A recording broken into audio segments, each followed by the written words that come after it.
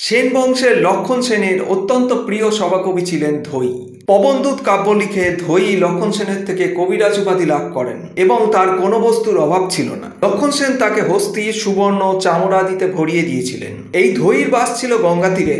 লক্ষণ সেনের মতো তিনিও পরম বৈষ্ণব ছিলেন। কবি প্রার্থনা করেছেন যেন নারায়ণে তার নিজের মতি থাকে। ধৈর পবনদূত ঐতিহাসিক দিক থেকে খুবই একটি গুরুত্বপূর্ণ কাব্য, কারণ এই কাব্য থেকে জানা যায় যে বিজয়পুরে লক্ষণ সেনের রাজ্যাভিষেক হয়েছিল।